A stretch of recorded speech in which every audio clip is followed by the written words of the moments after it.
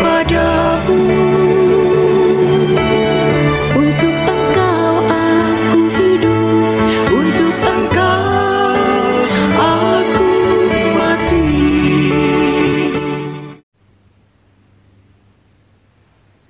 Salam sahabat doa kekuatanku. Jumpa lagi dengan kami di Doa Kekuatanku Channel pada hari ini, Jumat 9 Mei 2025.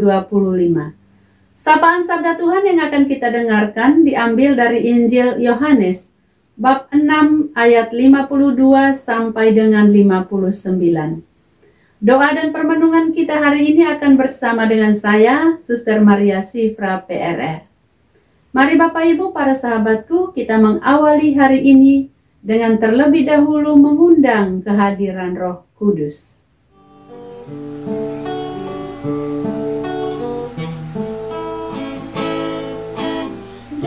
Datanglah ya Roh Kudus dari surga mulia, lawatilah umat-Mu dengan ciptamu mesra, barui hati kami jadi tempat tinggal-Mu.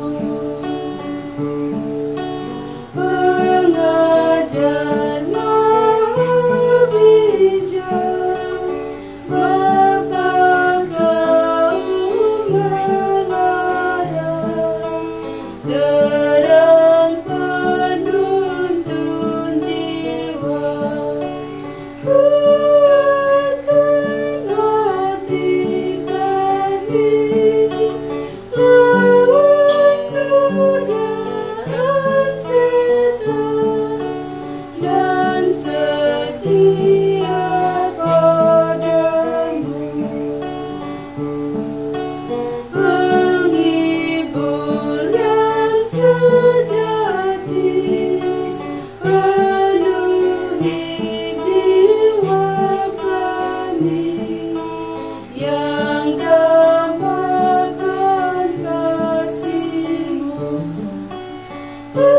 Berikanlah damai-Mu, kuduskan hidup kami, jadi saksi-Mu benar.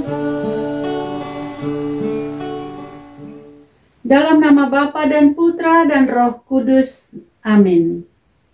Kami bersyukur kepadamu ya Tuhan, untuk nafas hidup dan kehidupan serta hari baru yang Engkau curahkan kepada kami pada hari ini. Kami mohon bimbinglah kami dengan Roh Kudus-Mu, untuk boleh mendengarkan sabda-Mu dengan baik, meresapkannya di dalam hati kami, dan melaksanakannya dalam kehidupan kami sepanjang hari ini. Berkatilah orang-orang yang kami kasihi, mereka yang kami jumpai dalam perjalanan hidup kami hari ini. Kami mohon ini dengan perantaraan Kristus, Tuhan dan Juru Selamat kami. Amin. Tuhan beserta kita sekarang dan selama-lamanya. Inilah Injil Yesus Kristus menurut Santo Yohanes. Dimuliakanlah Tuhan. Bab 6 ayat 52 sampai dengan 59. Roti hidup. Orang-orang Yahudi bertengkar di antara sesama mereka dan berkata, bagaimana ia ini dapat memberikan dagingnya kepada kita untuk dimakan? Maka kata Yesus kepada mereka, Aku berkata kepadamu, sesungguhnya, jikalau kamu tidak makan daging anak manusia dan minum darahnya, kamu tidak mempunyai hidup di dalam dirimu. Barang siapa makan dagingku dan minum darahku, ia memperoleh hidup yang kekal. dan aku akan membangkitkan dia pada akhir zaman. Sebab dagingku adalah benar-benar makanan, dan darahku adalah benar-benar minuman. Barang siapa makan dagingku dan minum darahku, ia tinggal dalam aku, dan aku di dalam dia. Sama seperti Bapa yang hidup mengutus aku, dan aku hidup oleh Bapa, demikian juga barang siapa yang memakan aku akan hidup oleh aku. Inilah roti yang telah turun dari surga, bukan roti seperti yang dimakan nenek moyangmu, dan mereka telah mati. Barang siapa makan roti ini, ia akan hidup selama-lamanya. Semuanya ini dikatakan Yesus di Kapernaum ketika ia mengajar di rumah ibadat. Demikianlah sabda Tuhan, terpujilah Kristus. Bapak Ibu para sahabatku yang terkasih dalam Kristus, kita baru saja mendengarkan kisah tentang roti hidup. Dalam kisah Injil yang tadi kita dengarkan, Yesus mengatakan sesuatu yang membuat banyak orang menjadi bingung, bahkan ada yang tersinggung. Dia berkata bahwa siapa yang makan dagingku dan minum darahku akan punya hidup kekal. Waktu itu banyak orang Yahudi bertengkar soal maksud perkataan Yesus ini. Tetapi Yesus tidak menarik kembali kata-katanya. Dia malah menegaskan lagi. Sebenarnya Yesus sedang berbicara soal Ekaristi, sakramen terbesar dalam iman Katolik yang merupakan pusat dan puncak hidup beriman kita. Tidak ada yang bisa menandingi Ekaristi. Entah uang, entah rumah mewah, entah kendaraan mewah, entah wajah yang cantik atau ganteng, entah manusia yang pintar, yang hebat sekalipun, entah orang yang punya jabatan tinggi, tidak ada yang lebih dari Ekaristi. Hal-hal yang saya sebutkan tadi, jaminannya terbatas. Hanya ada di dunia ini jaminannya, Bapak Ibu para sahabatku. Tetapi Ekaristi jaminannya tanpa batas, dunia dan akhirat. Lewat roti dan anggur yang dikuduskan, kita sungguh-sungguh menerima tubuh dan darah Yesus. Ini bukan sekedar simbol, ini nyata. Nyata Yesus hadir dalam Ekaristi itu.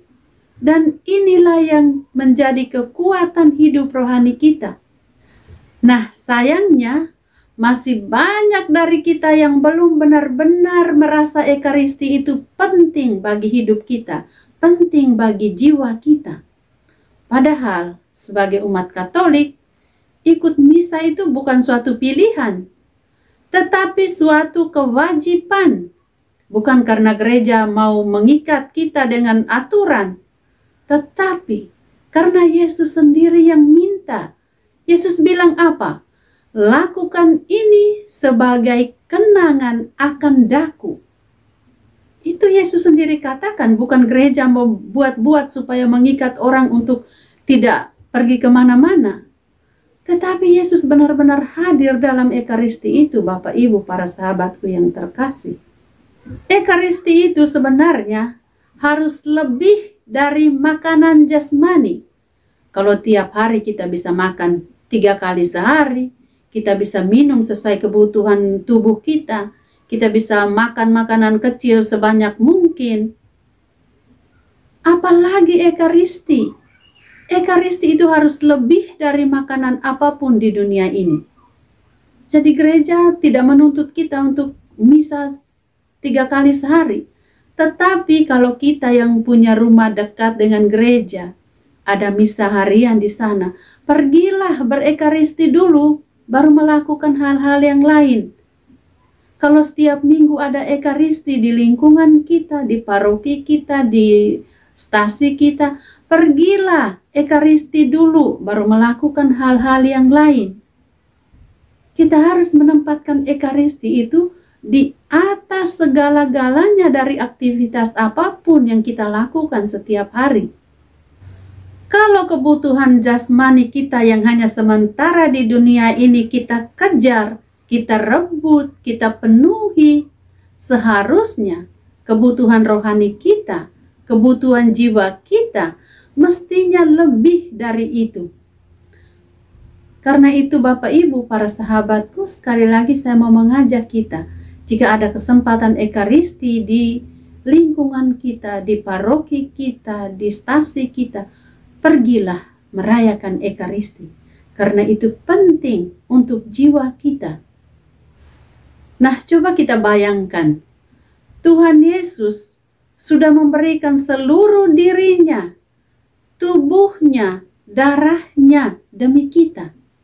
Tapi seringkali kita malah cari-cari alasan buat tidak datang ke gereja. Sibuklah, capeklah, atau cuma karena malaslah. Kalau kita mengaku sebagai orang Katolik, masa kita tidak setia datang untuk mengikuti ekaristi di gereja? Ekaristi itu makanan jiwa kita. Tanpa ekaristi, kita bisa lemah, kita bisa kehilangan arah, kita bisa perlahan-lahan menjauh dari Tuhan.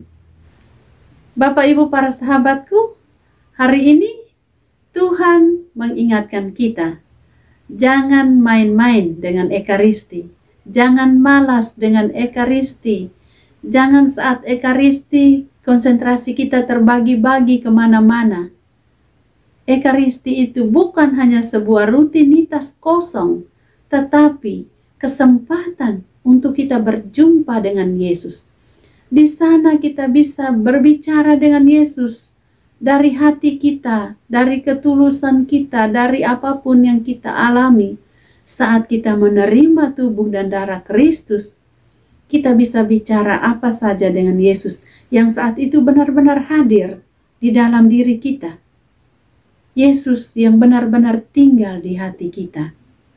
Kalau kita mau melihat dalam pengalaman-pengalaman beriman sebagai orang Katolik, terlalu banyak mujizat ekaristi yang terjadi, Bapak Ibu para sahabatku. Jadi tidak ada kesempatan bagi kita untuk meragukan ekaristi, untuk mempertanyakan apakah ini benar-benar tubuh Yesus, apakah ini benar-benar darah Yesus, atau ini hanya sekedar roti biasa. Itu bukan roti biasa. Roti itu sudah diubah saat konsekrasi dan Yesus benar-benar hadir di situ. Saya punya pengalaman kecil berkaitan dengan apa pentingnya ekaristi bagi hidup kita. Belum lama ini saya mendapat messenger dari seseorang yang saya pun tidak kenal orang itu. Kemudian dia menamakan dirinya orang Katolik. Kemudian dia bilang dia sebelumnya punya teman dalam pelayanan kemanusiaan. Sebelumnya dia pernah di Amerika, kemudian dia sekarang sedang bekerja di Libya, seperti itu. Saya merasa bahwa tidak apa-apalah kalau saya menjalin relasi dengan dia. Dia seorang perempuan, ibu. Memang tidak pernah telepon, tidak pernah melihat dia, tetapi komunikasi lewat messenger itu lancar.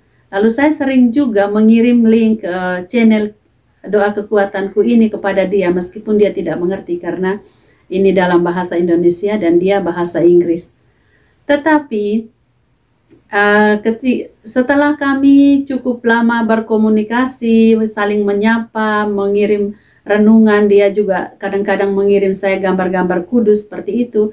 Lalu dia bertanya kepada saya, Suster, apa yang suster pahami soal pelayanan sosial? Lalu saya menjelaskan kepada dia, kemudian dia melanjutkan, apakah suster tertarik dengan pelayanan sosial, dengan membantu orang? Saya bilang itu memang tugas saya sebagai seorang suster, harus menolong orang. Meskipun saya tidak punya uang, tetapi saya yakin Tuhan akan kasih jalan melalui orang-orang yang punya uang. Kemudian mulailah lanjut komunikasi. Dan yang terakhir, dia mengatakan bahwa ada seorang ibu yang saat ini sedang kritis. Ibu ini tidak punya anak, tidak punya keluarga, tidak punya ahli waris.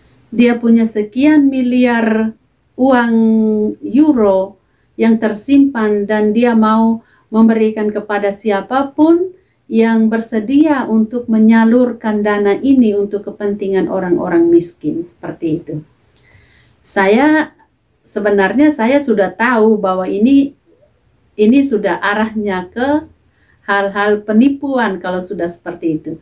Tetapi dalam hati saya itu saya ingin sekali bagaimana caranya supaya dia sadar bahwa saya tahu dia sedang menipu. Dia terus messenger saya, memang tidak terkesan dia sangat mendesak, tetapi dia menanggapi seperti komunikasi biasa, kita berteman seperti itu. Lalu saya bawa dalam doa, dalam setiap ekaristi saya pasti ingat dia. Waktu saya hadir misa, saya bilang, Tuhan tunjukkan kalau misalnya ini dia benar-benar nyata, Engkau tunjukkan bagaimana caranya. Tetapi sejujurnya dalam hati kecil saya tidak yakin dengan itu. Kemudian Bapak Ibu para sahabatku, beberapa hari yang lalu, saya merasa, ini kalau saya terus menanggapi dia, berarti dia pun merasa bahwa dia sudah punya mangsa ini. Dia akan merasa saya ini mangsa dia. Sehingga saya kemudian memutuskan untuk blokir messenger dia, untuk tidak berkomunikasi lagi dengan dia. Saya tidak meninggalkan satu pesan apapun juga. Saya langsung memblokir saja karena saya merasa ini kalau saya terus menanggapi dia atau memang saya punya tujuan tertentu untuk menyadarkan dia, tetapi orang yang sudah terbiasa dengan modus-modus penipuan seperti itu, mereka akan terus berkontak, mereka akan terus cari tahu, mereka akan terus mempengaruhi kita untuk menanggapi. Kemudian saya memutuskan untuk saya lebih baik menghentikan komunikasi dengan dia. Cerita sederhana ini Bapak Ibu para sahabatku hanya mau mengajak kita bahwa segala hal apapun, dalam situasi apapun, kalau kita benar-benar menyadari kehadiran Yesus dalam Ekaristi Kudus, apapun akan Yesus pastikan untuk hidup kita. Percayalah, apapun akan Yesus pastikan untuk hidup kita. Tuhan Yesus memberkati. Bapak Ibu yang terkasih, setelah kita mendengarkan dan merenungkan firman Tuhan, mari kita menyampaikan permohonan-permohonan kita. Kami bersyukur kepadamu ya Tuhan, untuk proses konklav yang telah berlangsung. Kami bersyukur karena Roh Kudus-Mu menuntun para kardinal, sehingga pada akhirnya gereja-Mu mendapatkan seorang paus yang baru. Berikanlah berkat-Mu untuk paus baru kami, untuk mencintai Engkau, untuk hidup dalam kekudusan, dalam kerendahan hati, dan mencintai umat-Mu yang menjadi tanggung jawabnya di seluruh dunia ini. Marilah kita mohon, kabulkanlah doa kami ya Tuhan. Ya Tuhan, kami mohon untuk saudara-saudari kami yang sedang sakit, baik di rumah mereka masing-masing, di rumah sakit, maupun yang sedang berjuang sendirian. Jamalah, pulihkanlah mereka dengan tangan kasih-Mu. Berikanlah mereka pengharapan melalui orang-orang yang ada di sekitar mereka. Marilah kita mohon, kabulkanlah doa kami ya Tuhan. Kami berdoa untuk semua calon baptis, para katekumen, dan calon penerima komuni pertama. Ya Tuhan, teguhkanlah langkah mereka menuju sakramen-sakramen suci. Tanamkanlah dalam hati mereka cinta yang dalam akan Yesus Kristus dan semangat untuk hidup sebagai murid Yesus yang sejati. Marilah kita mohon. Kabulkanlah doa kami, ya Tuhan. Ya Tuhan, kami mohon perdamaian dunia. Hentikanlah perang, kekerasan, dan kebencian dimanapun yang saat ini sedang terjadi. Lembutkanlah hati para pemimpin dan seluruh umat manusia. Jadikan kami alat damai-Mu, dimulai dari keluarga kami sendiri dan di lingkungan di sekitar kami. Marilah kita mohon. Kabulkanlah doa kami, ya Tuhan. Bapa kami yang ada di surga, dimuliakanlah nama-Mu, datanglah kerajaan-Mu, jadilah kehendak-Mu, di atas bumi seperti di dalam surga. Berilah kami rejeki pada hari ini, dan ampunilah kesalahan kami, seperti kami pun mengampuni yang bersalah kepada kami. Dan janganlah masukkan kami ke dalam pencobaan, tetapi bebaskanlah kami dari yang jahat. Amin. Salam Maria, penuh rahmat, Tuhan sertamu. Terpujilah engkau di antara wanita, dan terpujilah buah tubuhmu, Yesus. Santa Maria, Bunda Allah, doakanlah kami yang berdosa ini, sekarang dan waktu kami mati. Amin. Kemuliaan kepada Bapa dan Putra dan Roh Kudus, seperti pada permulaan, sekarang, selalu, dan sepanjang segala abad. Amin. Yesus Kristus, anak Allah yang hidup terang dunia, aku sembah sujud kepadamu. Untuk engkau aku hidup, untuk engkau aku mati.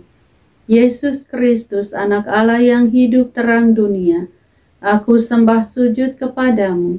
Untuk engkau aku hidup, untuk engkau aku mati.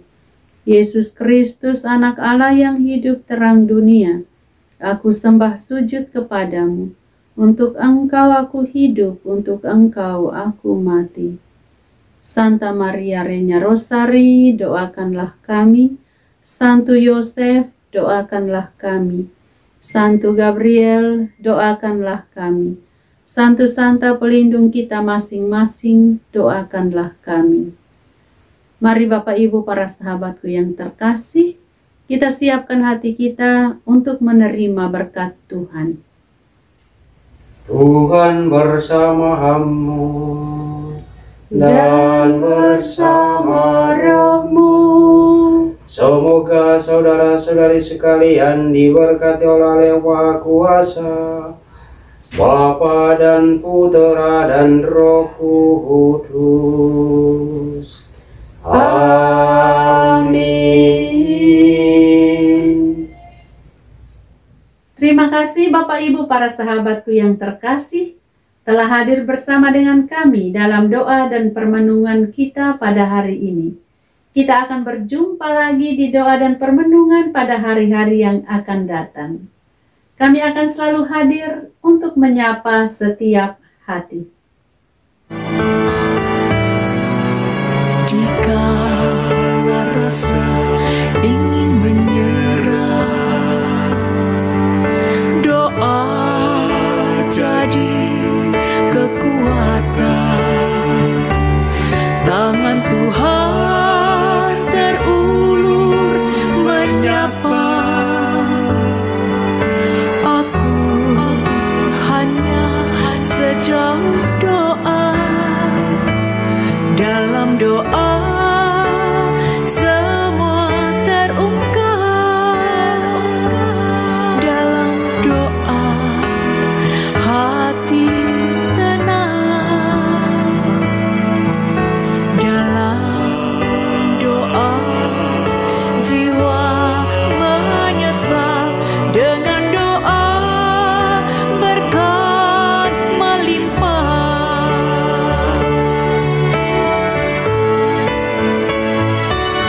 Doa kekuatanku dalam nama Yesus Kristus. Engkaulah terang dunia, dalam doa